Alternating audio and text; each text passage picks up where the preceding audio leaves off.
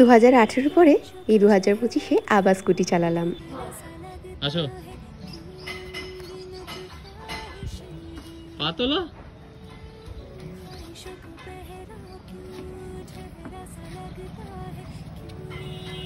এই তো গুড, এই তো সাবাস, এই তো বাড়ি চলে যাও।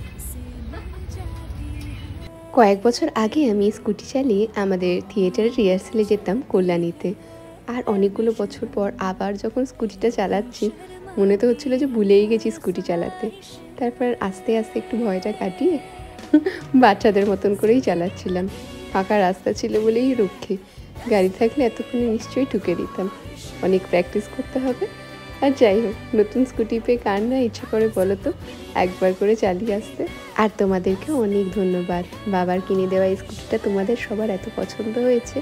এর পরের ভিডিওতে বলবো এটার দাম আর মডেল নাম।